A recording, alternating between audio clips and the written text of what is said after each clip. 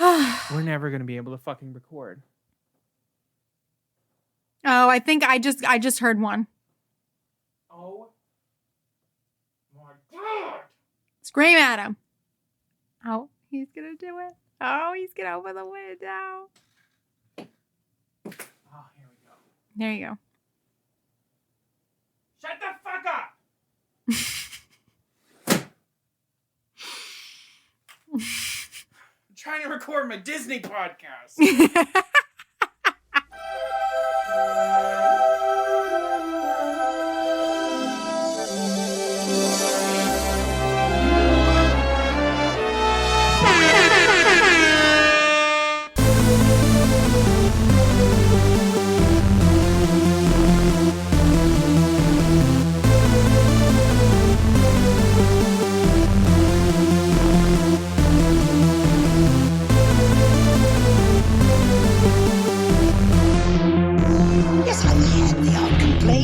But on the whole, I've been a saint. To those poor unfortunate souls. Hello, and welcome to Poor Unfortunate Podcast. I'm Connor Perkins. And I'm Caroline Ametti.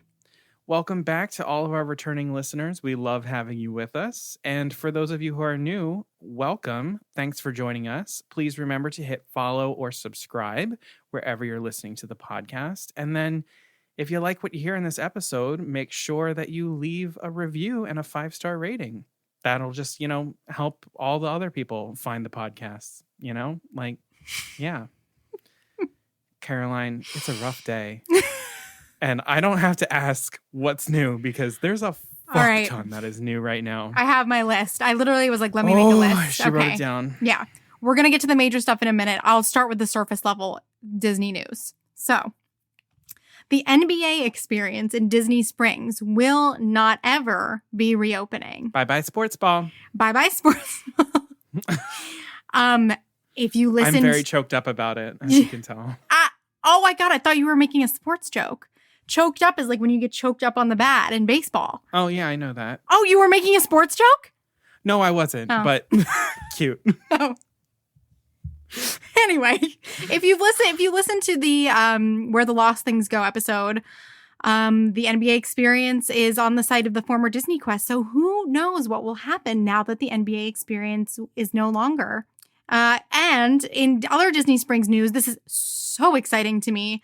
We are getting Salt and Straw at Disney Springs in Florida. Salt and Straw is the ice cream spot that they have in downtown Disney in Disneyland. And I don't think Salt and Straw has ever gone this far east before. Salt and Straw is absolutely incredible. I dream about it all the time. That's a huge win. I hope they end up bringing it to the boardwalk too, because Disney Springs and the boardwalk were both formerly homes of Ample Hills Creamery, which filed for bankruptcy. So that is a huge I Disney didn't know Springs that. win. Yes. The one in Brooklyn is still open, but we'll see how much longer. Yeah. Shit. And then Cirque du Soleil Drawn to Life is actually gonna open. It looks so good. Yeah. The teaser trailer that they did for it looks really, really cool. Mm-hmm. I'm really excited for this. So I finally have something to check off my 2021 Elated or Gassy list because yeah, you do. A lot of things have been a little delayed. But that is finally happening. So there you go. Yeah. The lights that got put on Spaceship Earth, those are just about finished and beautiful. I think they look really fucking cool. Yeah. I think it looks really classy. I think it adds, all it does, I think, is really enhance the look of it as opposed to, y'all remember the fucking Mickey wand and the hand and stuff like that? Sure with the do. Epcot, glittery thing. Sure I do. hated that because it just changed the whole silhouette. Mm-hmm. And this, we're retaining the silhouette. We're just adding to it. And I'm like, this is going to be great. I think this is going to be cool. Yeah, it's beautiful. Wow, there really is a lot. Also in Hollywood studios, some news about Rise of the Resistance. There will now be a standby line for Rise of the Resistance. So if you want to skip all of the boarding group craziness, you now have the opportunity to just stake out your spot in line and probably wait for a really long time. But honestly, I'm kind of a fan because sometimes people have one day to be in the parks. They really want to get on the ride. And so it's now a little bit more within your control to get on the ride if you want to get on. So I'm here for that. Boma, which is one of my favorite restaurants in Disney World at the Animal Kingdom Lodge, is reopening this week. And we got some pricing and more information about the Christmas party, but I'm sure we will hear more specifics about the offerings as time goes on, but there will be fireworks. But it sounds to me overpriced and very short, just like the Boo Bash. So yeah, that's just which my take. People are really, really not pleased with the Boo Bash. Yeah, we follow some Orlando locals who have gone, and they didn't give it very, very good review. So yeah, makes sense. But today was a triple whammy of some pretty gut-punching news. Yeah, what a day. It's kind of very fortunate that we were recording today. Mm-hmm. So we're recording this on Wednesday, August 18th. Let that be known for posterity. Mm-hmm. This is the day that Disney, despite surging COVID cases in Florida, lifted the mask mandate for all guests who are outdoors on rides and in queues, regardless of vaccination status. So they did that. They also replaced the Interventions area loop, which RIP, I'm really sad about that. I mean, it makes sense because that area is being revamped. It would make sense to have some more music. But that music is timeless. It goes with everything. Timeless. And I'm really hoping that they will incorporate that into the area loop somehow. But we heard some of it today, and it is very different. Oh, God, that makes me sad. But the third and probably biggest gut punch that came today was the fact that Walt Disney World and Disneyland are forever done with Fastpass, Fastpass Plus, and Fastpass Max. Instead, we are getting a brand new system called Genie, which, and Genie Plus. Yeah, and Genie Plus, which basically is, if you want a fast pass, you now have to be in what's called a lightning lane, and you're going to have to pay money per ticket per day to have access to those lightning lines. And so the wildest part is like it's pay to play. Yes, and it's like you pay for the Genie Plus, $20 per day in Disneyland, $15 a day Disney World per person. But then, tell me if this is correct, I think the lightning lanes are additional money. Those are the ones that are like the top tier attractions that you pay more for based upon capacity, based upon the date that you're visiting. The whole lightning lane process is pretty confusing to me right now as to whether or not you are paying per attraction or you pay that $15 per ticket per day to have access to Genie Plus. What I did gather is that you can have access to one lightning lane attraction at a time, and you can only reserve that lightning lane attraction the day of, which in some ways I like because it harkens back to that original free-for-all sort of situation of when Fastpass first came out. But this is the part that I really don't like, and that is if you are a person who is staying on the Disney property, you can reserve your first lightning lane attraction starting at 7 a.m. the day of. However, even if you're paying for the Genie Plus service, if you're staying off property, you are not allowed to make that reservation until you are in the park. That is so trashy. So it's like further elitism stuff. Like, you know what bothers me? It's fully embracing and like calling out the class system that essentially they've created in Disney. It's them acknowledging that pretty much there was waning benefits to staying on property because there's going to be no more Magical Express. Yeah. And so now they're trying to like make it valuable again. And you know what? The reason this bothers me is like, I get it. It harkens back to the old system. I remember those times. They were fine.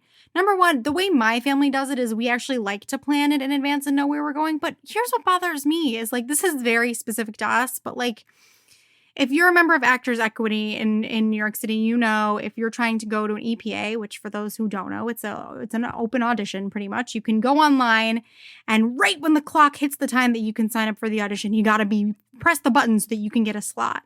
I'm not trying to play that game at 7 a.m. on my vacation. Yeah. I'm not trying to do that. It's not fun anymore. It's just stressful. I would rather play that game 6 months in advance. Definitely, than 7 but not when I'm on of property. I don't want to be vacation. unhappy and stressed. I want to relax. Ugh. Yeah. That pisses me off. And the Genie system does have additional features that like Fastpass does not, where there will be some rides that will have virtual queues that you are allowed to enter, which I can gather you will get regardless of whether you're on the regular Genie or Genie paying for Genie Plus, which that's a perk. Yeah. Mobile ordering for food, the itinerary planning where it'll create an itinerary for you based on things that you're interested in.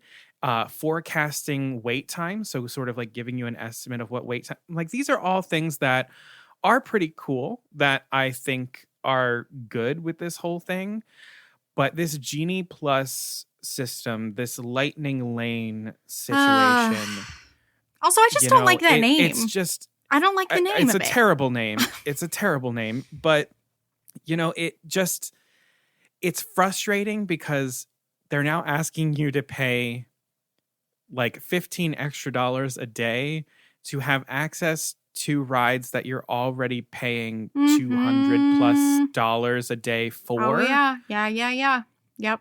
So it's like now you're paying $200 to get into a park that you might not even be able to ride the rides for. Exactly. Like what? Like this is where it's. And I've seen Disney Twitter has been insane today.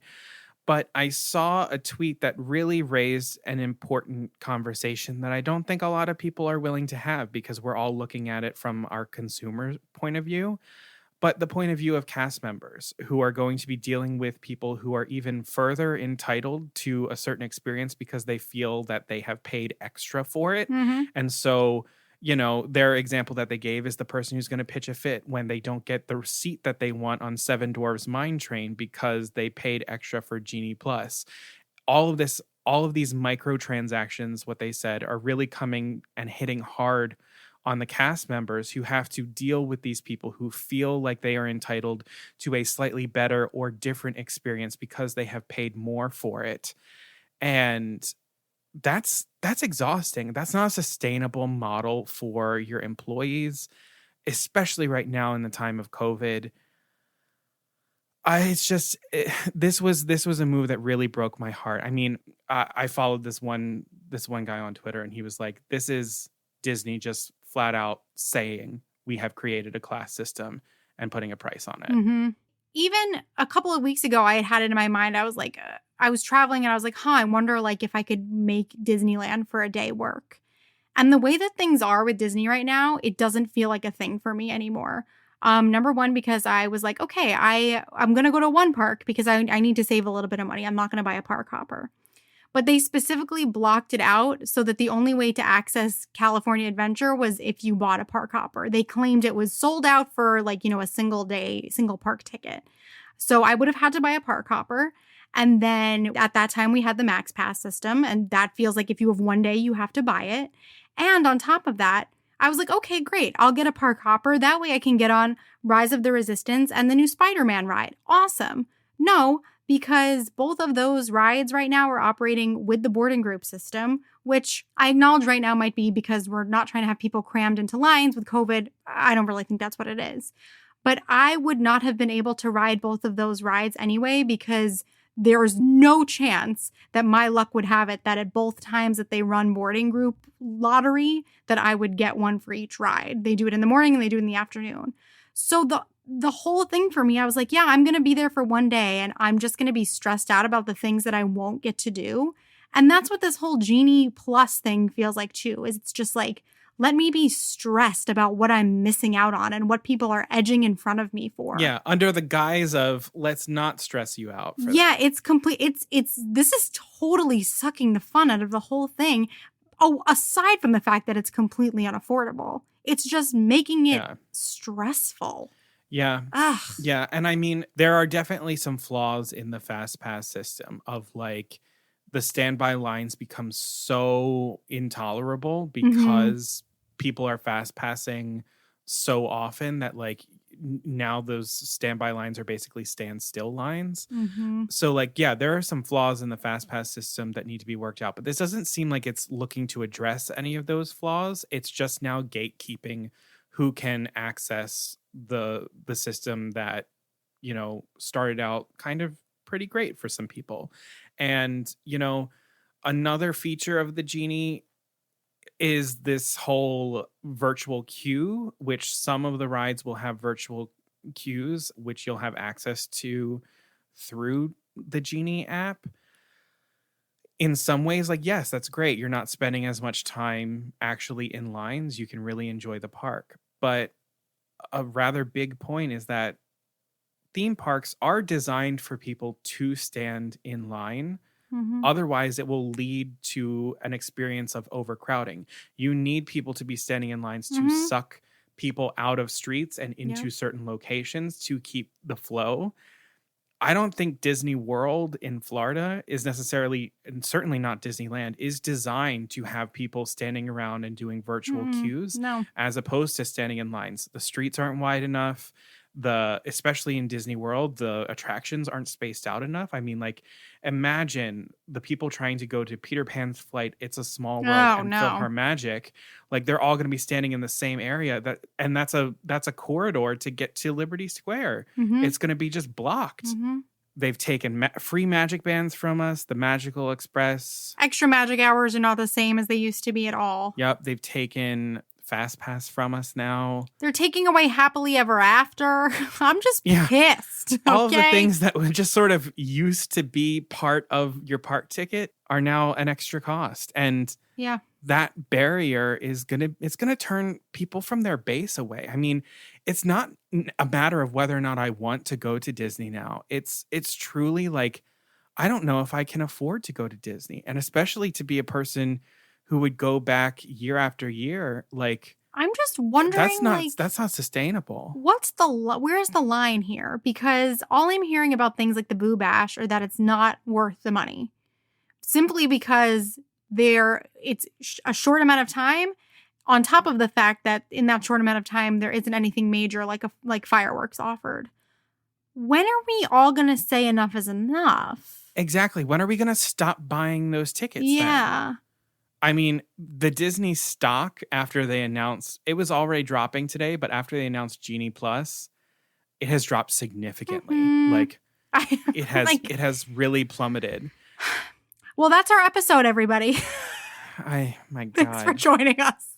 But again, all of that said, we'll see how this plays out. Nothing that we can say is going to stop it from happening. But all we can do is watch what happens when they launch this at the same time as the 50th anniversary. And I just feel like that's so foolish of them to launch this right at the same time. I just feel like it's going to be a mess, and I'm going to watch from afar. All right. Well, there's your first little rant of the day. I know. Oh, gosh. So moving on to our episode, this is a Rant and a Rave episode. So Caroline has the rant this week. I have the rave this week.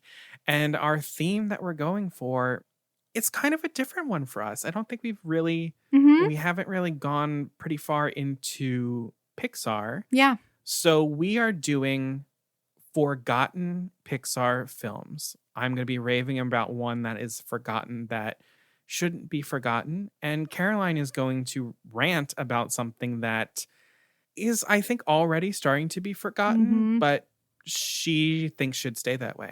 Oh, yeah. Oh, yeah.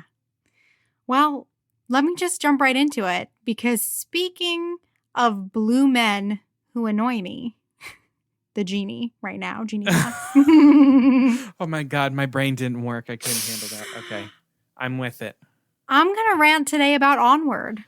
Oof.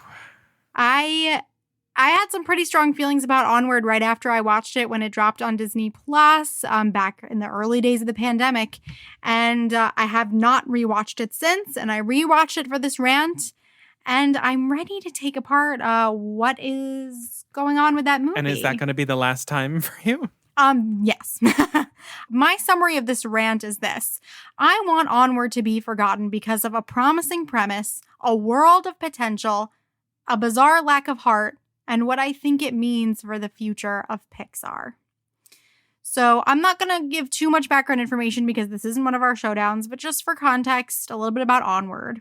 Onward premiered on February 21st, 2020 at the Berlin International Film Festival and was released theatrically on March 6th, 2020, right before it all went down. And then because of the pandemic, it was released on Disney Plus on April 3rd, 2020. The film is directed by Dan Scanlon, who directed Monsters University and was on the senior creative team for Brave and Inside Out. And it's also written by Dan Scanlon, Jason Headley, and Keith Bunin, and produced by Corey Ray. And Corey Ray has worked in various capacities on A Bug's Life, Toy Story 2, Monsters, Inc., The Incredibles, Up, and Monsters University. So lots of Pixar goodies in there. The music is by Michael Dana and Jeff Dana, who also did music for The Addams Family and The Good Dinosaur. The film's budget was between $175 to $200 million. I couldn't get an exact number.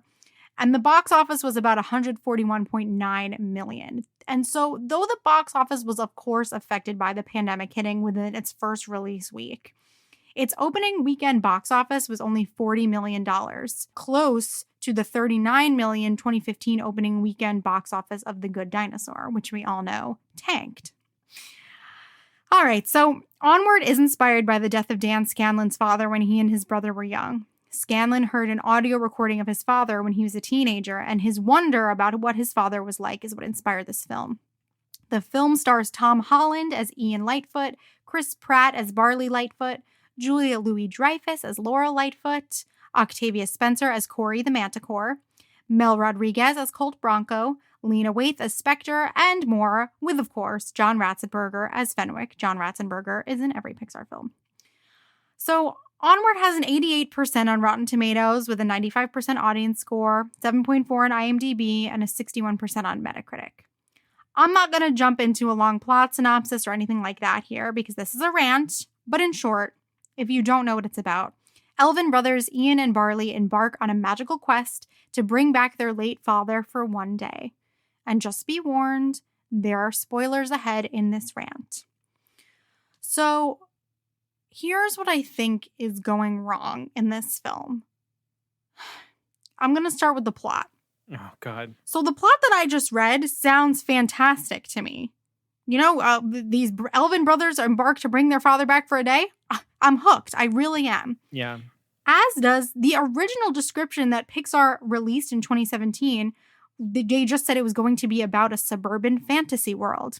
I'm also hooked in that. I remember when they announced that, and I texted my sisters and I was like, this is the next Pixar movie. This is going to be incredible. Yeah, I was like, this is going to be the next Monsters, Inc. Brilliant. The second description sounds particularly good to me because it calls to mind what I love the most about Pixar, which is simple concepts that pull back the curtain on stories and ideas that we think we know. Toys, ants, our emotions, the monsters in our closets, etc. But in this movie, these two concepts together feel like two completely different films, and neither of the concepts deepen the other one. It actually feels like there are three movies happening here. So one is about a fantasy world that's modernizing and magic is disappearing. Very interesting. Then we have one about two brothers who can get their dad back for a day. Also sounds very interesting. And then we have one more that's like a D&D, Lord of the Rings type quest that is more geared towards kids. I personally would love to see that. I actually don't think there is a lot out there for kids who are looking for that experience without something that's as mature as something like Lord of the Rings. And this whole mishmash to me seems epitomized in the conclusion montage of this movie. So I'm going to jump around a bit here. Forgive me. I'm jumping to the end of the film. So the quest ends. Barley has gotten to see their father for a few moments. Spoiler.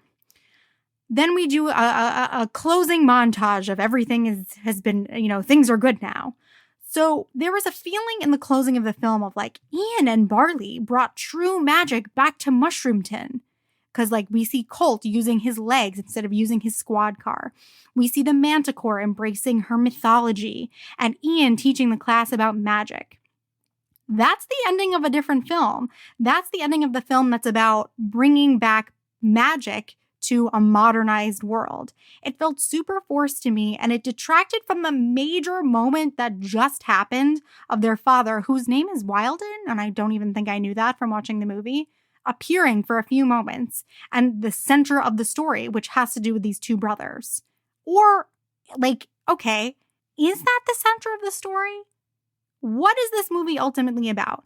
I'm not saying that it has to be overly simplistic, but I don't know what exactly I should take away from this film. I definitely took away that we should appreciate the people that we have in our lives and how they've always been there for us.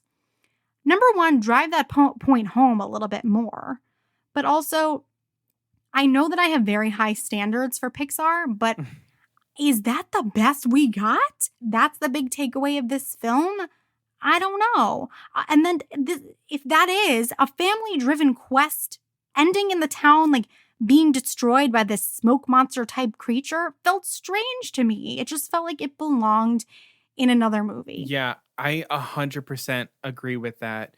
It's hard for those emotional moments to really, tug at the heartstrings when you're just not sure what you should be paying attention to and what you should value over other things. But I think that moment of Barley reconnecting with the father that he did have an experience of, and then Ian giving up that moment to meet his father for the first time, that's that tearjerker moment that should be the big moment of the film. For some people it was, for me it wasn't, and I think that's because it was muddied on both sides by these other things that really kind of shifted the perspective of how that moment should land, because we're not sure what to prioritize or value over the others. I think at its center, the movie is about family for sure, but it's about that parental guidance, and that having that father figure in your life doesn't always have to come from a father. And that moment that Ian learns that in the end, where he's like, Barley is my dad, like Barley is my father figure, it's just so lost in there. It feels almost like a throwaway when it happens, because there's this whole idea of like this magic stuff coming back. Him discovering that Barley was like his father. I'm realizing now too, all the flashbacks that he has that make him realize that, not even all of them happened in the film. Yeah. So we didn't have any build up to that realization. Yeah, a couple of them, but that's not what the film was about. And what you just described, that self-sacrifice moment that he has, would actually be, if that's the lesson, I'm down with it. If we want to make this about self-sacrifice and putting others before yourself, I could see this kind of movie having that lesson, but that wasn't the lesson of this movie. Well, for sure. And I think what actually probably would have fixed that moment to really like drive and that message home and centralize it is for Ian to give up that moment for Barley and Ian to connect, and Barley to ask him, like, why did you let me do that? And then Ian explain, like, I didn't need that because you're my dad. You've done this for me, blah, blah, blah, blah. To have him put together those pieces faster and in quick succession to that really like heart-wrenching moment where you think Ian's going to meet his dad, but then he doesn't. And then we as an audience are enlightened by what Ian has discovered for himself. Put those two things closer together, smush those two moments into one big moment. And that's really going to just like bring home that central thing. And then you can just, play it off, like play them out for the rest of the movie. Yeah. And those issues are so tied to what I have to say in a bit about, I feel like this film is very emotionally manipulative, and I feel like the characters are a bit muddy. But the thing that I thought of before that is also, for me, the setting and the animation of this film are also just not hitting it for me. Again, if you told me Pixar was creating their version of a Lord of the Rings or D&D inspired setting, I would be so excited to see Pixar tackle elves and medieval style magic, the whole deal. Like, I would already be jumping ahead in my mind to think about how this world could become a part of the parks, because it would be immersive and magical. And this just didn't actually feel magical to me. No. Like, the town of New Mushroomton, even though I think the concept of a suburban fantasy world is too much to pile on top of this family story, I still think this setting had a lot of potential, but it didn't hit it. Manticore Tavern, for example, it should be so much more fun even in its tackiness. We should want to go to a theme restaurant of Manticore Tavern. In the same way that I wanted to visit Duloc from Shrek. I wanted to go there. It looked fun. And Pixar is so good at little visual gags and Easter eggs. And there was a huge opportunity for that in New Mushroom Tin, and they didn't take it. Like Burgershire, for example, which was their play on a fast food restaurant. That's the most clever thing we could come up with. Gags similar to those in other Pixar films are just so much more nuanced and sophisticated. Burgershire is just not fun. There was nothing fun about it. And then the creature design for me too. Honestly, a lot of these magical creatures just annoyed me. They weren't likable or fun to look at or even creative. I love the Pixar element of surprise. So, for example, the concept of the pixies being mean biker types, that feels pretty Pixar to me.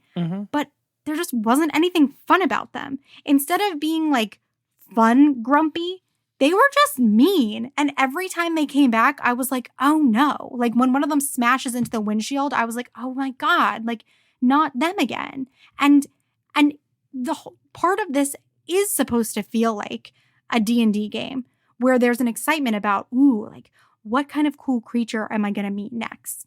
But I was feeling like, ugh, what annoying creature is going to get in the way next? And this is coming from, like, I'm a fantasy girl. Like, I've played D&D. I love Renaissance fairs.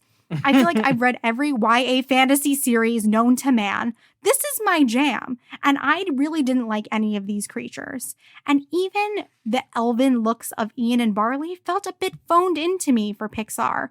I don't know, maybe the blue wasn't the best choice. It felt generic and lacking in the detail Smurfy. work. It's Smurfy, and even Ian's hair was very nice, but it felt to me lacking in the detail work we see in things like Sully's fur in Monsters, Inc. And even like the Manticore. She looked a little bit like the lion from Madagascar. Like it's a Manticore. The sky is honestly the limit, and this is what we got. Like this was really, we're talking about fantasy creatures. Pixar could have gone full out and created this pantheon of new creatures for us to like immerse ourselves in.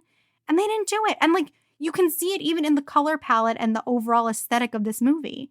I get that a sort of medieval, Shire-inspired palette might not be the most colorful necessarily. I know we're not in Nemo's Reef or we're not in the Land of the Dead from Coco. But there's nothing instantly recognizable about the color palette of this film, which to me is key to a Pixar movie. And there's, like I said before, there's just so much fun to be had with this kind of world. And it didn't feel alive to me, and it didn't feel specific. Yeah, a lot of the locations in this movie I just find to be so forgettable. Forgettable. There aren't scenes from this movie. I mean, granted, I've seen this movie one time, but there aren't things that really stick out a whole lot to me about it. I remember the Manticore Tavern, but I can't recall any like specific details about it. But yeah, I'm like, when I think of movies like, Finding Nemo, where I'm like, the reef is so present. The tank is so present. The tank. The jellyfish scene. I can recall so many specific locations because of how specific, to be honest, they were. Yeah. And it didn't feel like any of the locations of this film were specific in that it's like the events that happened in the plot had to take place in this location because XYZ. It didn't feel like the two were married in the way that they probably should be. Totally. And you know what? That carries over into these main characters for me as well. Truly, before I rewatched this, if you had asked me the two main characters' names, I would not have been able to tell you. I could not remember their names. I feel for Ian and Barley. I want good things for them, but they don't feel special to me. Again, unspecific, but also both of their trajectories feel kind of muddy. You touched on this before. But for example, Barley says at one point that he promised himself that he would never be afraid of anything again after he talks about a memory of his father. Okay, I mean, he's pretty fearless, I guess. He rides around in this crazy van. But is someone who's viewed as a screw up and like loves D&D and still lives at home, like, is he the epitome of somebody who's like fearless? Like, this is still a relatively short family film. So if we say something about a character, it needs to be true. And sometimes broad strokes are helpful in these films. Think of Mike and Sully, Buzz and Woody. The broad strokes of these characters are what make them work. And as far as Ian goes, I enjoy that part of his attachment to wanting to know his father is because he wants to become a new, braver person like his dad. And that does happen by virtue of having this adventure. But I feel like successful, enjoyable, iconic Pixar characters can be summed up really quickly. And I don't feel like that about Ian. Think of Remy. Think of Miguel, Dory, Joy. Who they are is extremely clear, and I just don't think Ian fits in that lineup. Mm-hmm. And then I just have to take a moment to talk about Octavia Spencer as the Manticore. What a waste of talent. Yeah. She was signed on to this film pretty early, and I have no idea why they did not take advantage of her. Once again, Pixar sidekicks are truly iconic. Doug, Kevin, Bing Bong, Rex, Mater. But so her thing was getting back in touch with her magical nature. That's a good idea for that character, that's her story. But this idea was just muddied by too many other themes happening in the movie. And then we resorted to having her say completely pointless, supposed to be funny lines, like she falls and is like, "Ooh, my back." Yeah. Huh? Why? Where does that belong in this character? And that is truly not up to Pixar standards. And it's very frustrating. And on a side note, I'm also sick of the lack of non-male Pixar protagonists. And I'm not talking about fun, amazing main characters like Jessie. She's not the protagonist, though. Or suck-ass ones like Merida. I want a Pixar main protagonist not to be a male. It's just very tiring. But that is not specific to this film. So I will just leave that alone for now. Yeah. But things are changing a little bit. I think that there's some hope there. But yeah, I really think a lot of the issues that come with Onward, even with the characters and with its design, really just comes from the lack of focus in the story that you were talking about. We really just don't.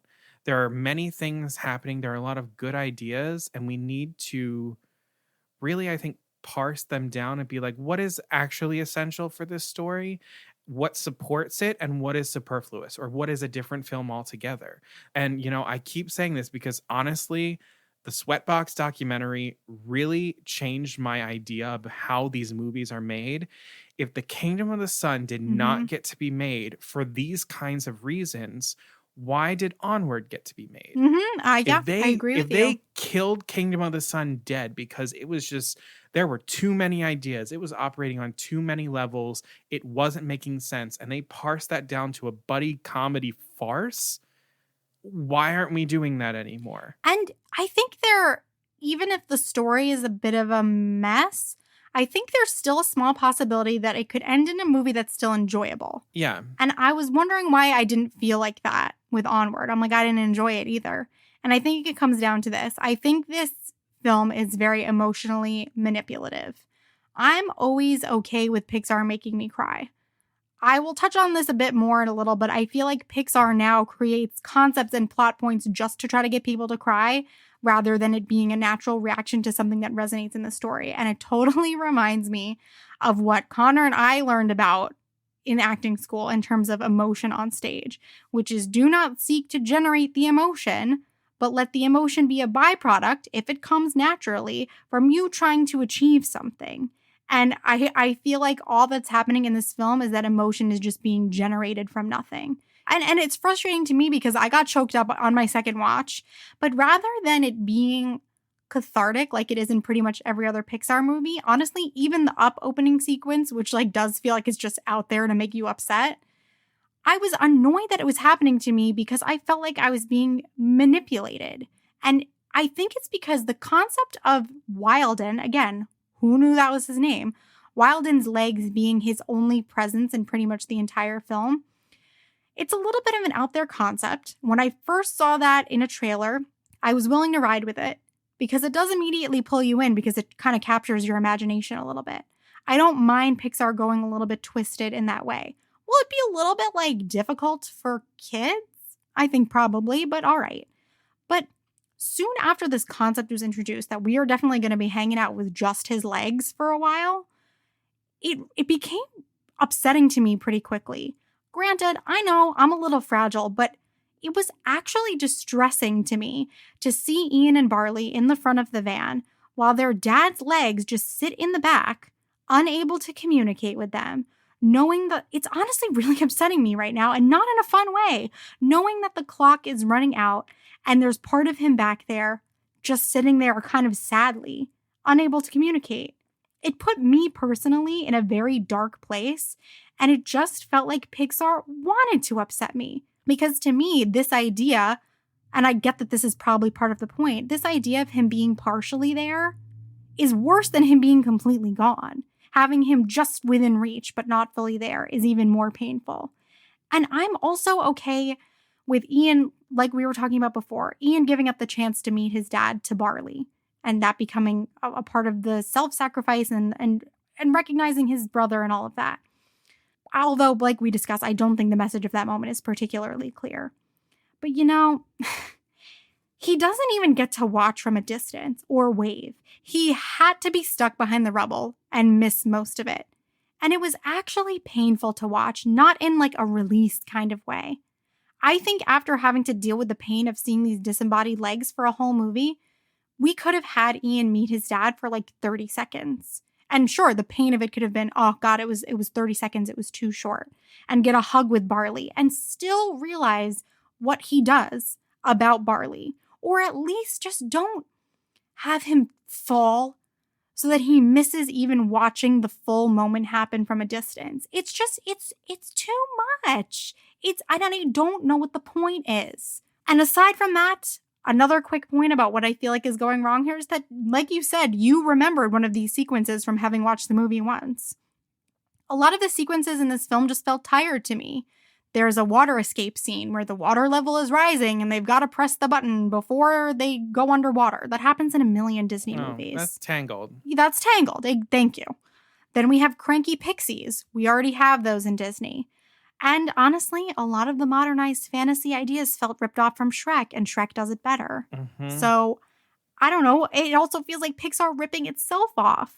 A lot of the idea of like a corporate, modernized, fantastical world, it just feels like Monsters, Inc., but not as good. Yeah. So, that's all of these things are going wrong. And so, here's why I want to forget this movie, if it wasn't clear already. Only time will tell where this film falls in Disney Pixar history, but I will say, when I told my mom I needed to rewatch this movie for the podcast, she asked me if it was that one where the boys turn into fish. And we watched both Onward and Luca together. Yeah. And she did not know which was which. Also, I think this film will be difficult to include in the parks in any way.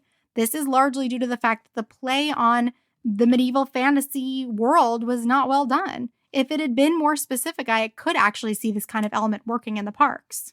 But for example, I'm not a huge Cars fan at all. But my gosh, I love Cars Land in Disneyland. It's fun, it's immersive, I want to be there, and it's specific. When sunset happens in Cars Land, they turn on all of the lights and the signs to the song Life Could Be a Dream, and you're sitting there drinking a milkshake topped with road gravel from Flo's V8 Cafe. And honestly, you get a feeling from me just describing that. And this is without me having any real attachment at all to the film itself. And then when you think of other Pixar films, like you were saying before, Connor, you think of a location or element that you wish would be real so that you could experience it. I guess like a ride in Guinevere the van could be fun. But I don't feel any pull to it. Fun. I really don't know if that would be fun. Like, compare that to being like, I wish I could go to Gusto's. Yeah. Wow, Pizza Planet. Or I want to ride the EAC. Then, we touched on this as well. This film is generic. I know I'm asking a lot, but that's the expectation that Pixar has established, and I just don't want to miss it. Pixar is magical to me. Musical suites from Pixar can give me full-body chills, and specific moments and characters have so much meaning to me, and this film didn't even offer a touch of that for me. And I think that's partially because there's a lack of a timeless quality to this film that's going to make it feel dated pretty quickly. there were a lot of modern elements to New Mushroom Tin that felt so contemporary that I don't know how the film's going to age. But for example, Toy Story, despite now it looks a little bit old in terms of some of the animation, but it doesn't feel rooted in the 90s to me. It feels like childhood, but it doesn't feel like the 90s. The Incredibles is infused with a vintage vibe that helps to keep it timeless. But even the costuming for Ian and Barley feels so contemporary that I can't see it not looking dated relatively soon. And so this led me to, I've talked about my grumpiness lately. I'm feeling a lot of Disney grumpiness, but specifically Pixar grumpiness. And I worry about what Onward is establishing in terms of the road that it feels like Pixar is going down. I realized rewatching this that as much as I didn't enjoy it, I was definitely even more disappointed in Luca. And while I enjoyed Soul, I had a lot of similar feelings concerning emotional manipulation and some muddiness. The trifecta of these films is like just missing something for me. Soul is definitely the best of the bunch, but it definitely has its problems. But to me, Pixar feels so off its game right now.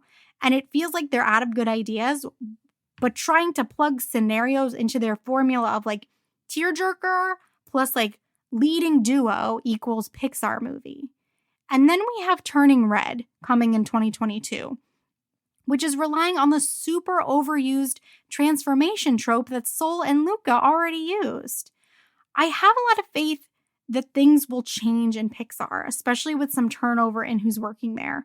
We need more non-males and people of color creating these films, which is happening with Turning Red, and that's great.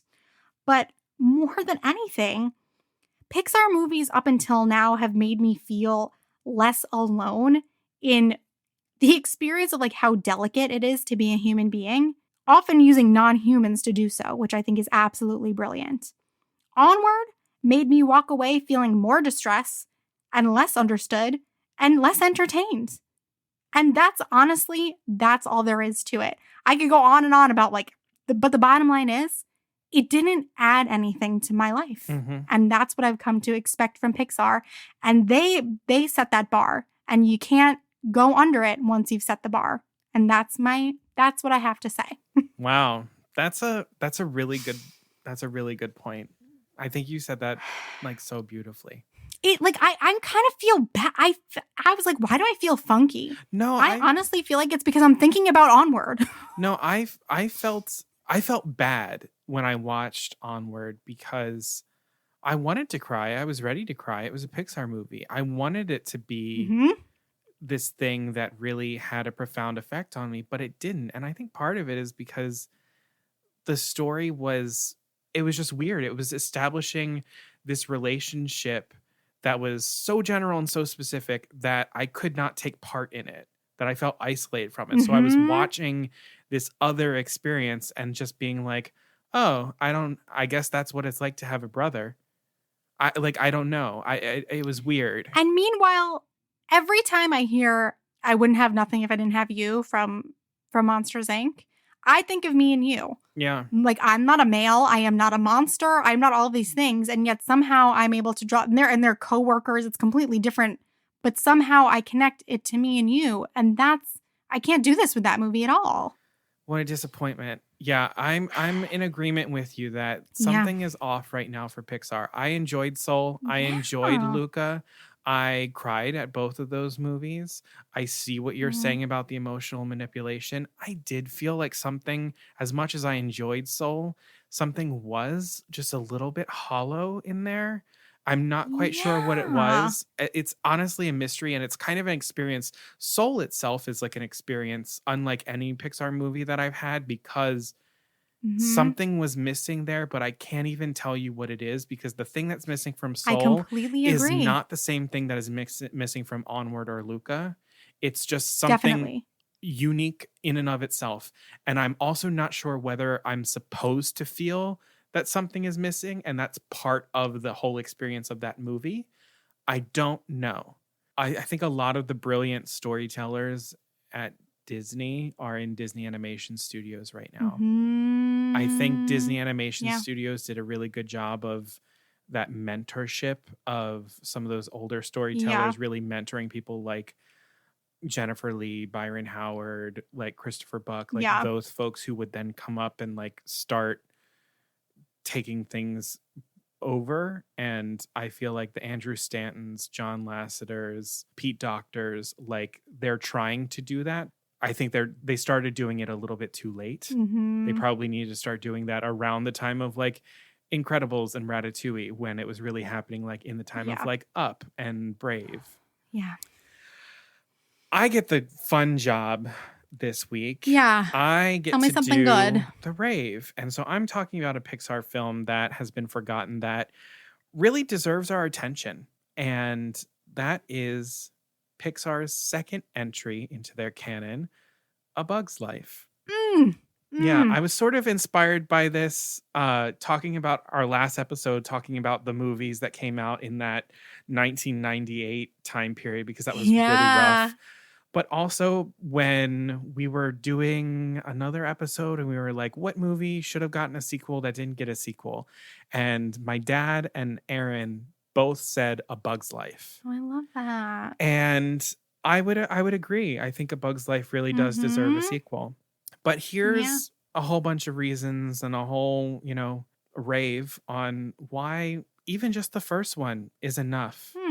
So I'm going to give you a little bit of history because, that's how I do it. I think I went a little bit more in detail with my history, kind of like the way that we do Showdown. So just bear with me, Just folks. live your life. So A Bug's Life was released on November 20th, 1998, and it was directed by John Lasseter. It is inspired by the Aesop fable of The Ant and the Grasshopper. The screenplay was written by Andrew Stanton, Donald McHenry, and Bob Shaw. And the story is by John Lasseter, Andrew Stanton, and Joe Ranft. The producers on this film are Kevin Rayer and Darla K. Anderson. Fun fact about Darla. The reason Darla as a character in Finding Nemo exists is because of this producer who would play practical jokes on Andrew Stanton. And so he got her back by putting her as Darla in Finding Nemo. I love that. I love that too. Also, like, you can see her name in A Bug's Life, like on like one of like in the city scene, you can see her name like on the side of something. Just like little things that I noticed. The music is by Randy Newman, of course. Yes. And this film stars, and yes, I am going to read off all of these people. This is not the full cast, but this is It's a pretty big much all of it. cast. Yeah. It stars Dave Foley as Flick, Julia Louis-Dreyfus as Princess There Ada. she is again. So, I know. This is also our Julia Louis-Dreyfus episode. That's the title. Kevin Spacey as Hopper, Phyllis Diller as the Queen, Hayden Panettiere as Princess Dot, Richard Kind as Molt, David Hyde Pierce as Slim, Joe Ranft as Heimlich, Dennis Leary as Francis, Jonathan Harris as Manny, the Queen herself, Madeline Kahn as Gypsy, Bonnie Hunt as Rosie, John Ratzenberger as P.T. Flea, Brad Garrett as Dim, Roddy McDowell as Mr. Soil, and Edie McClurg as Dr. Flora. Oh, Holy effing balls. rave over, honestly. Yeah. The budget for this film was $120 million. The box office was $363.3 million. It is only $10 million less in the box office than Toy Story. Wow. The critical response for this film, it's certified fresh on Rotten Tomatoes with a score of 92% and an audience score of 73%. It was nominated for an Academy Award and Golden Globe for Randy Newman's score, and it won the Grammy for instrumental composition. At the Broadcast Film Critics Association Awards, it tied The Prince of Egypt for Best Animated Film. Oh. Yeah. This film never had any direct sequel or spinoff, but it was the inspiration for It's Tough to Be a Bug, the 4D show Under the Tree of Life in Animal Kingdom, and part of A Bug's Land at Disney's California Adventure, which closed in 2018 to make way for the Avengers campus. So that show was at both California Adventure and Animal Kingdom, and then there was the whole A Bug's Land in California Adventure. Everything related to A Bug's Life in California Adventure is gone. Even the ride that they moved from it to Pixar Pier was completely rethemed to be Inside Out and is not A Bug's Life anymore. It's really sad. It's really sad. I think A Bug's Life has zero representation on there's Pixar none. Pier. Yeah. Which is the only place for it. Like, come on. It's a California. fucking tragedy. I'm going to give you a plot because I'm going to give you a plot. Tell us. So we find ourselves on a little island in a truly unknowable locale centered around one great tree and a fuck ton of little ants.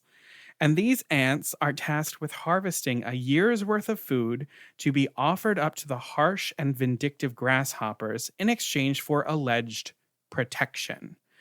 But when a plucky, inventive, individualistic ant named Flick, with a mild crush on the young queen in training Ada, majorly fucks up by spilling all of the offering food over a cliff and into the water, the colony is faced with a decision: bow down to the grasshoppers and kill themselves trying to find more food, or get help.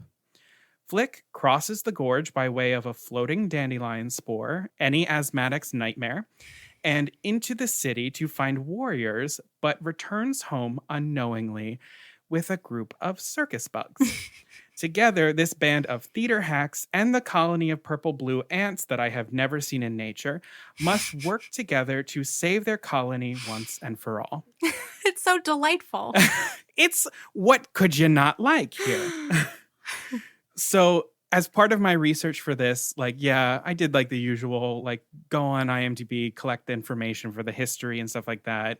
The odd Wikipedia article here and there. But I'm also really referencing 2 articles, one from the AV Club written by Patrick Gomez and another one from Rotten Tomatoes by James Greeby, that really sort of took a look at the lasting impact of this film and how it has flown under the radar. So thank you to them for helping me in my research and for backing up a lot of thoughts that I already had about how low-key amazing this film is. So yeah, thank you for the validation. All right, so I've sort of divided my rave into 2 sections. 1, why this movie rocks / is important, and 2, why it's forgotten. So first, we're going to talk about why this movie is pretty fucking awesome. First off, we've got the cast and the characters. There is a reason why I read off all of the names of those people who were in this cast. Yeah. It was stacked in a major way. Also, Kimberly J. Brown was an additional voice in this. What's her name who plays Sharpay? She was an additional voice. There's a lot. Ashley Tisdale, that's her name. Yeah, there's a lot happening. The Rotten Tomatoes article points out something that I noticed as well. The voice cast of this movie utilizes some pretty expected 90s actors, but a lot of the talent is just rooted in people who have sheer acting chops. Mm-hmm. Roddy McDowall, Madeline Kahn, Jonathan Harris, Phyllis Diller. These aren't folks who were the household names throughout the 90s like Julia Louis-Dreyfus, but they made it so that there was not a single weak link in this supporting cast. Rotten Tomatoes said that this was really important for Pixar's legacy in that the casting itself reflected that they were a studio that was going to continue to do things that were unexpected from animation studios. A lot of animation studios were really capitalizing on the people who were popular at the time. They did that, but they also were like, let's get the greats. And they brought in the greats. Yeah. When you rewatch this film, I think you're reminded of a lot of the characters that have sort of subtly woven their way into the Disney Pixar global culture that we don't usually think about. So Heimlich, Slim, and Francis, is the first thing I thought of. Heimlich! They are wholly iconic. And this stems from Pixar, once again, writing really solid characters that may start as certain archetypes, but they expand on them in this really organic and beautiful way until they're almost something completely new. Yeah. You've got Heimlich, who's the fat bumbling clown, but they don't treat him that way. They dive into this character that is so lovable that now it's the type of fat bumbling clown that you're oh, I want to play that part. Or I'm that it doesn't feel like that's all he is. Mm-hmm. There's a soul to him. Yes. And that's what Pixar was doing at this time. They were breathing souls into all of these archetypes that just made all of them feel fresh again, which this movie has so many of those archetypes, and they have fresh minted all of them. Yeah. The next thing about this movie that's awesome is the story and the script. It's Pixar's take on the Disney formula, to be honest. So whether this was the intent from the start, This is Pixar's first venture into adapting an existing story, the Aesop fable of the ant and the grasshopper. And I don't know if you're familiar with that fable, but it's the grasshopper who's like playing the violin and is really lazy while the ant is like gathering food. And then like, I forget, like the grasshopper like starves or whatever. Yeah, I saw it as like a shadow puppet play once when I was 5. Yeah. But they've taken their own unique perspective on this. They push the grasshopper to instead being like floppy and lazy to being like vindictive and like scary, almost like an oppressive AF. Yeah. Terrifying. Yeah, like an oppressive force in their life. So they push a story that is largely about hard work and laziness beyond that into, I think it's an epic adventure story that centers around individualism and teamwork, both really, really big themes, usually sort of ones that you would put opposite of one another. But in this movie, they're showing how individualism and teamwork go hand in hand. Oh, gorgeous. Which I think is so special about this movie because they've blended them in a way that works. So like as part of the story, the lessons and the values of the film, these are exactly the type of lessons and values that I'm looking for in a Pixar film. Mm-hmm. They're really the lessons and values that I'm looking for, like in any film, especially a family film. So the importance of individuality and challenging norms. Flick is one of the first big dreamers that we have in Pixar. He's embodying this belief that really would become a core value in Pixar films to aspire to something beyond yourself. We see this happen time and time again throughout Pixar's legacy. And it really does, I think, start with Flick. Woody and Buzz we have, but I wouldn't necessarily put Woody and Buzz as dreamers. No. As much as they're just trying to, live their life to the best that they can. Flick is aspiring for something.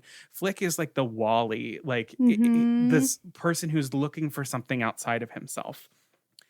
We see each of the characters in this film really come into contact with this centralized idea of finding purpose and making your own choices. And this individuality core value really follows its way. And when I say everyone in the cast, I really think it does happen with everyone because it even happens in this little moment when Flick and the blueberries are in the bird trying to scare off Hopper, and the bird is stuck from launch. And there are 2 ants who are outside who can't get the rock to budge to knock the stick away so the bird can fly. Yeah. And so instead of trying to move the rock, which is like what they were trained to do, they instead get the idea to pick up the hammers and just go at the stick themselves. They make an individualistic choice in that one brief moment. It's a completely throwaway moment. If you blink, you miss it. But it's even happening with the unnamed ensemble characters. And like that's the attention to detail. That is how specific the storytelling is and how these values permeate everything about this movie. But the other core value is, the strength in working as a group. And I think there's something really moving in seeing this played out in front of you of how an oppressive small group can keep such a large population under their fist. And then what happens when that large group realizes that they have the power all along. I think this is something as a concept that we can conceptualize, but there really is something to be said for actually seeing it happen. When I think about, I'm going to get political here because fuck it, it's our podcast. Fuck it. But like when I thought about, 2016, 2017, the early days of the Trump presidency and the protests that I was going to and the whole like, don't agonize, organize sort of like motivation. The visualization that I was coming back to of how we had to be was A Bug's Life. That's funny. Was how all of these ants, while maybe on their own may not be as powerful as a grasshopper, together they outnumber them and can really affect change. Listen, I know this is a big leap here, but this movie came out when we were like 5, 6. I think it really influenced because you're talking about that and there's something that I remember feeling watching it that I felt again in my regular life. I think it's made a big difference in our generation. I think and there have so been too. other Pixar movies that tell the same kind of story, but this one really hit at a time when we were crafting our ideas about like leadership and working together. It's just very interesting. I think so too. And the AV Club article really calls out the moment when all the ants start linking arms together. I'll as never they forget stand up that. to Hopper, Yeah. who is like gonna try and smush Flick. Yeah. And after Ada stands up and is like, no, you're not going to do this. And then they all start doing it. And they mentioned in that article, they're like, that's a really, really profound moment, especially, nowadays. And, I would say, even outside of the Trump administration, like it's still very relevant today, especially with the Black Lives Matter movement of like really just seeing like when enough people stand up and really stand together, how much we can actually make a difference. Yeah, the story, it's an epic one. It's revolution, and it stems from an individual and ripples out into group action. And I think these are lessons and values that are important for everyone to see, not just kids. To be able to look back on this scene of the ants linking the arms, asserting their power, it's really such a gift to be able to visualize this type of actionable organization that is required to affect change. And then last thing I'll say about the story is it's a perfect blend between physical comedy and then a script that appeals to all ages. The physical comedy bits, the color, the distinct characters, the simple designs, they keep the attention of the younger audiences. The flaming death scene is exactly the thing that kids love. To be honest, I love it too. I love it. But the kids are going to be obsessed with that scene. But the script, the jokes, the wit, those little gags that you were talking about that weren't landing for Onward because they weren't as smart. Here, they were brilliant. Yeah. They are exactly the thing that brings the adults into the world of this movie and enjoy it just as much as the kids. The entire bar scene with the mosquito wanting a Bloody Mary O positive and then passing out, the showbiz dialogue of the circus, everything about the city, like the homeless cricket with the sign, "Kid pulled my wings off." Like this it's is just the type of stuff that's that what is I'm here saying. for us. Yes. Like, there's none of that in Onward. Yeah, it furthers those clever tricks with scale that we saw used in Toy Story, and then it just expands on them even more. Because now we get to see what happens when humans are not present and they're not dictating what the culture and architecture are. Instead, we see what is the boundless possibility of like another species interacting with some byproducts of the human world. And so they get to play with, more clever references and more of those witty gags. And they try and pack as many of them into it as possible. I feel like I can keep watching this movie and keep seeing new ones. And that's what I love about it. And when you mentioned the color, if you put a bunch of purples in a lineup for me, I could tell you which one was Princess Ada's purple because I loved her. And it's that color, that color palette thing makes such a huge difference. There's such a specific green that Heimlich is. It matters. Yep. It really does. Another reason why I think this movie rocks is the animation. So while compared to the advances that Pixar would have in animation in later years, and especially, right now, this movie is rather simplistic. There are still some things about it that I think are still pretty impressive sequences in animation, but you're going to largely compare this to the things we have now, and some of it is not going to hold up as well. But I do think that there are some things to note. For example, the start of the storm sequence as the raindrops sort of fall like bombs onto the soil is pretty great. From how the water forms the droplets, spreads, and then they dry in the soil. Like that's pretty impressive. It's that specificity to like, what is the cause? And then the effect, and then the effect, and then the effect, and then the effect. That specificity is what Pixar is doing here that they just continue to improve upon for years to come. But I think my favorite effect in the entire movie is the opening shot.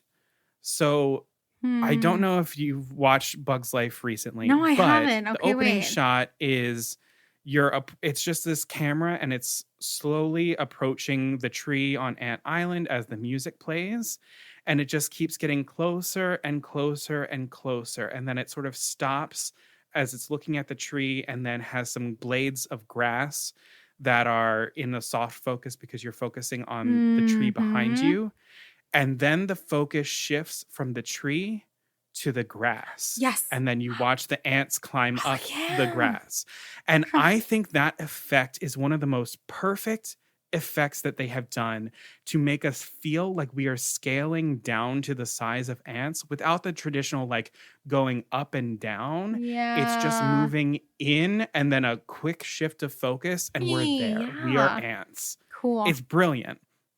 You know, in terms of the animation, the animators were really inspired by how light shone through leaves in a sort of like stained glass ceiling effect. So that was their real inspiration when they were making this movie. And achieving this step was a major moment in the direction of the photorealism that Pixar begins to experiment with in their life as a studio. Trying to achieve this specific effect led them to implementing a technique called subsurface scattering for the first time. So, subsurface scattering, this is a technique that's used to animate how light interacts with a translucent object. The light enters the surface and then it's refracted at different irregular angles a certain number of times, and then they exit another way.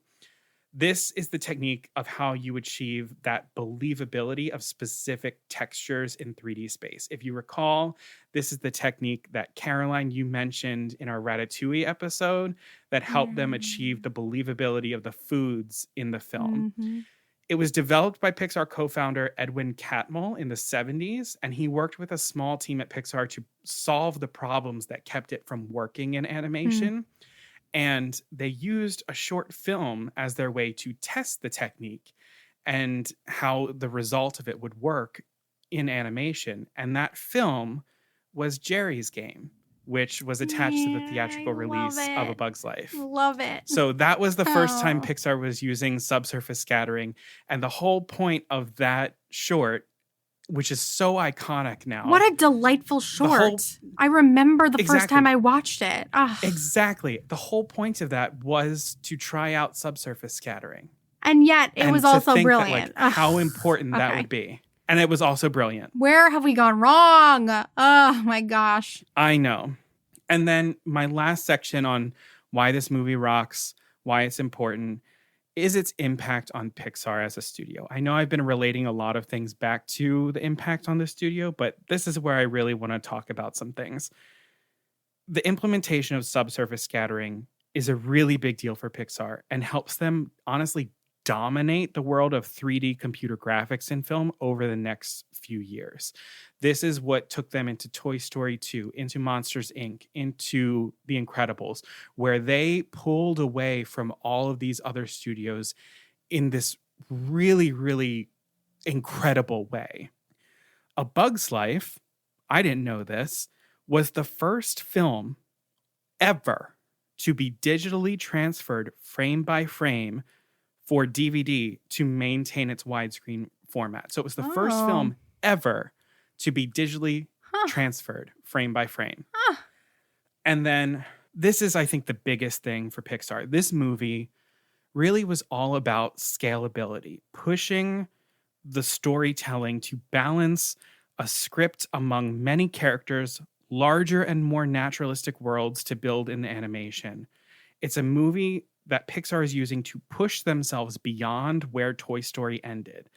But, you know, more than that, this film had a very specific challenge ahead of it to prove that the success of Toy Story was not a fluke. So not only did they have the challenge of needing to further push the art form with this film, which I would argue that they most certainly did, they needed to offer another story that had as much heart and as many smarts as their first film.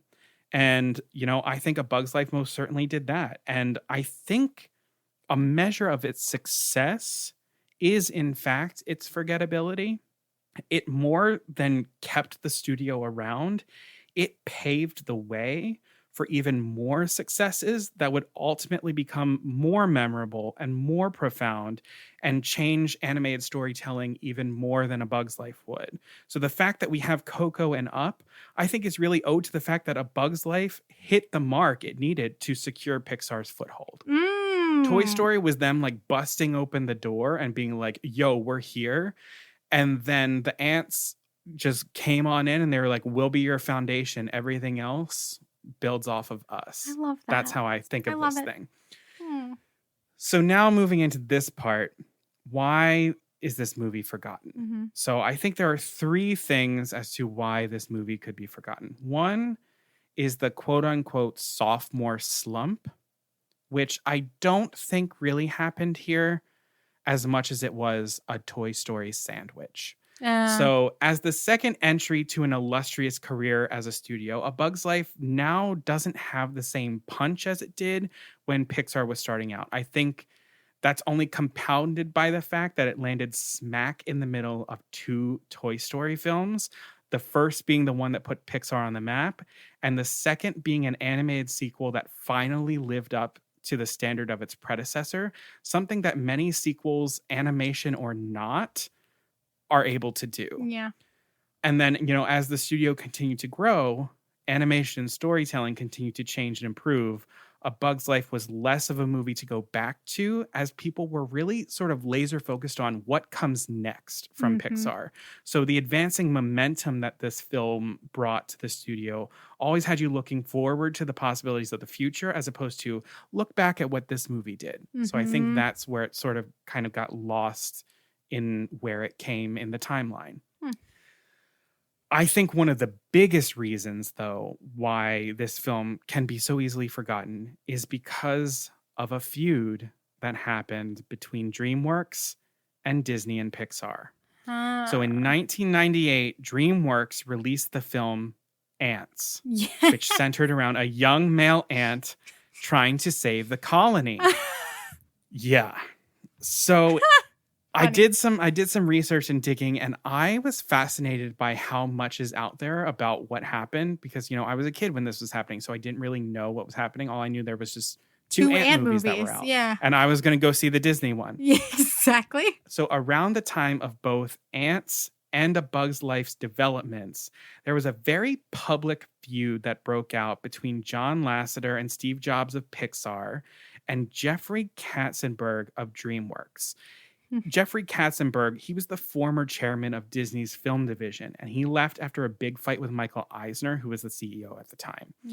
Katzenberg went on to found DreamWorks along with Steven Spielberg and David Geffen, but he maintained his relationships that he had back with the folks at Disney, including with Andrew Stanton and John Lasseter, who, after the success of Toy Story, was asked by Katzenberg what was next.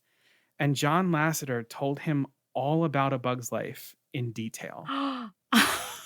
When they found out that DreamWorks was working on Ants, which DreamWorks maintains it was an original idea that was pitched to them long before Lasseter and Katzenberg spoke, although there are some inconsistencies there.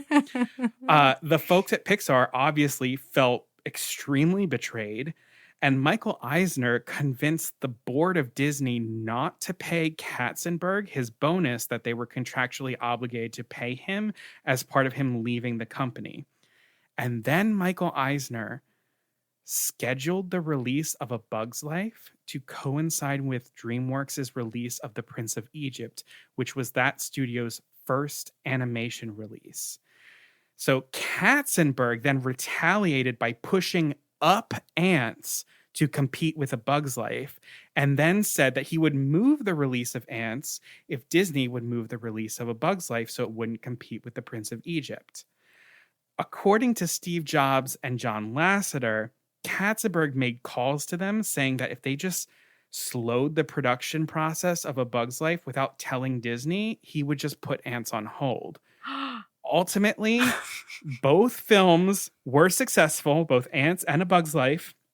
They were successful at the box office, but the feud, especially between Steve Jobs and Jeffrey Katzenberg, that persisted for years. Wow. So there's a whole bunch of studio drama happening around this movie.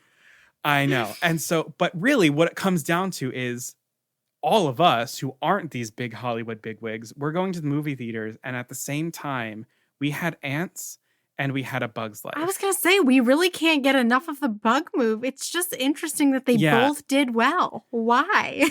Yeah. Well, Ants was more of like a comedy satire vibe. Yeah. A Bug's Life was a bit more, family friendly. And then my last point, I think, about why this movie is forgotten is really a lack of reinforcement from Pixar as a studio. I think Pixar really, there's a lack of capitalizing on A Bug's Life. Sure, I mean, I would think that the DreamWorks feud would probably put a bad taste in your mouth, but this is one of the only first films from Pixar that has yet to see a sequel. Toy Story had sequels. Technically, Toy Story 2 had a sequel. Right. Monsters, Inc. had a sequel. The Incredibles has now gotten a sequel. But A Bug's Life does not have one. And it has very little presence in Disney parks. And as the years go by, that presence just slowly gets weeded out more and so more. many No pun people intended. really dislike It's Tough to Be a Bug. So I'm wondering if we're going to lose They really that do. too. All because they don't like being stabbed in the back, which, like, I get it. I And they don't don't. like The the feeling stink of the bugs, bugs. like, walking over your... Yeah. Yes, no. But you know what? As I was watching A Bug's Life, I was like, I kind of want to go watch it. It's Tough to Be a Bug right now. There's something so wonderful about all of the show posters that have been the Those Broadway are show posters as you're hilarious. walking in. They're so good. I've got to say too, and I like that. the Hopper audio like the show. animatronic is he's so scary. He's scary. He really is. I also, every time I go to that attraction, do I still lift my feet up so I don't feel the buggies? Yes. But that's kind of where I come down. A Bug's Life, it's a movie that I think when people are prompted to revisit, they think, why did we all forget about this movie? And so I think if Pixar's not doing it, it's up to us to do a better job reminding people that it's there and that it really does have a place, especially today. Now I'm going to go rewatch it. You really inspired me. Good. I hope I sold you on it. It's a really good time. It's so smart. I'm a beautiful butterfly. Candy corn. Corn. Let me help you to finish it. Oh my God, I love need to watch Heimlich. this movie now. I need to be happy. Onward really put a bad taste in my mouth. Honestly, put it on as you fall asleep. It's a good movie to fall Yeah. asleep to. It's not heavy. It's not going to make you cry. It's Yeah. not emotionally manipulative. Yeah. Like, it's them just doing a thing. And if you tear up when you see all the ants rise up together, like, Great. you're tearing up because you're inspired, not because they're trying to make you cry. Yeah. So, Yep. Alrighty, well, that's going to do it for us for this episode. Thank you so much for listening to all of it. If you liked what you heard, please remember to rate and review this episode, and then also hit that follow or subscribe button so that you never miss an episode. Doing all of those things really helps us to widen our audience base, reach other people. Your review, your rating could be the thing that makes someone say, oh, I'm going to hit play on this podcast. So thank you in advance for taking the time right now to just scroll down and just tap a few words into your phone with some 5 stars, because it takes no time at all. And it does so much for us. So thank you. And please follow us on social media. We are at Poor Unfortunate Podcast on Facebook and Instagram, and at Unfortunate Pod on Twitter. As I always say, we're having a good time over on the socials. We had everybody vote in our categories from our previous episode in terms of which movie they were going to keep, and we had some very lively discussions about that. It's honestly a great way just for us to know where our listeners' heads are at and what kind of things everybody's into. So the more that you follow us and participate and talk to us, the better the podcast is going to be. And if you want, we promise. We promise.